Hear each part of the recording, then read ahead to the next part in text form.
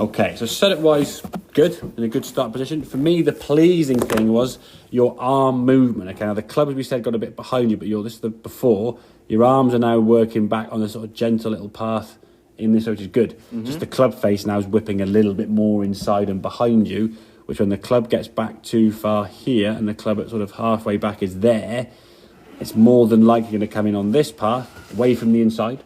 So the ball's going to be starting over here somewhere. Or you use your hands and try and back to target.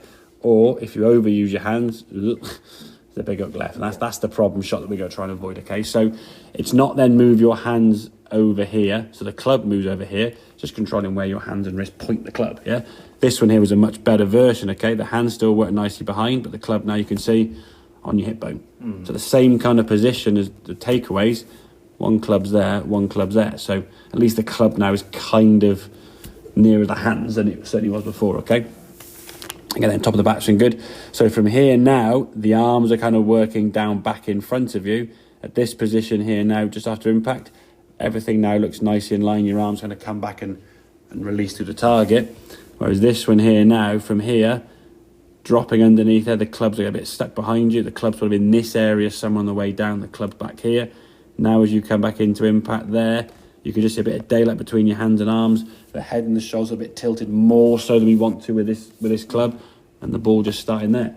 So what happens if the club face squares up to that path, the ball goes there.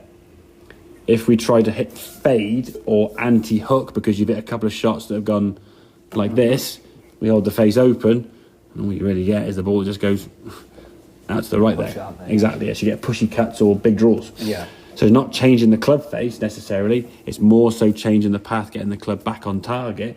Okay, but as you swing the club more effectively to the left, the face will naturally sort of stay more open. Okay, so that's just physics. Okay, if the club comes in, it just tends to want to whip over. It comes that way, it tends to stay a bit more hands-led. So we still want that sensation of releasing the club as normal, but if you've been fighting a ball that's hooking over here somewhere, it's hard to get the feeling of the club swinging this way and closing the club face because your brain, that's going to go miles there. But as you get a couple, you read a couple, that's gone a bit, actually not gone so far left, and you're on the left side of the green. So, and again, as I said, and I keep reiterating and going over again, I'm not saying you guys start slices or even fade the ball as your stock shot. I want your stock shots to be more neutral, but generally speaking, a longer hitter is going to be better off hitting it a little bit more that way as opposed to that way. Because if it lands, when you've hit the bad ones off to the right, I mean, that last one, for example, a 1200 spin, loads of spin.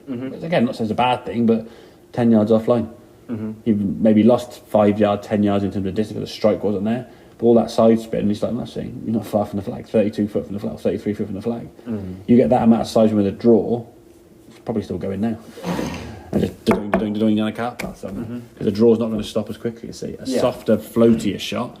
Now again, into wind, it might be a different shot. Downwind, you want to play a different shot. So all these different elements come into it, but having a more controllable, I think, softer long shot is going to stand you in good stead. Okay, at least you can be a bit more aggressive at the pins and actually land them on the green rather than think I got to land it 20, 30 yards short. Like the throw on the button, for example. Yeah. You got to land it probably halfway. He's going doing and bouncing through. Like, yeah, exactly. So yeah, club's got to get back in front, but I would exaggerate that movement a bit more, okay? Get that sensation, the arms are kind of working left. You see there's a good sort of movement, that club Xing to your left shoulder there now nicely, and that follow through, whereas this one here now looks a little bit steep, trying to sort of save it the last second, and then the hands sort of pull around here to make it feel as though you've gone left, but you haven't. You just held the face open with a path that's going over there. So lo and behold, where did the ball go? The ball kind of went over there. So yeah, and that's what the ball knows, where the path and the club face are pointing, really. Okay, if the path is one way and the club's matching it, the ball goes fairly straight. But if it's following that red arrow here, it's going straight right. And then the way you'll try and square the club face is, use the club face and close it, and you go, wee, big hook. Okay, mate? Yeah, have a couple on, mate. We'll see how it goes from there, okay? Just get that sort of bit. But I would practice that Noren movement as much as possible, if you saw there. So, and again, don't be afraid to do it as much as you like. Really get the exaggeration of feeling that club on the handle working kind of left. Yeah. Not over the top, but working left. Yeah, that's the key thing, all right?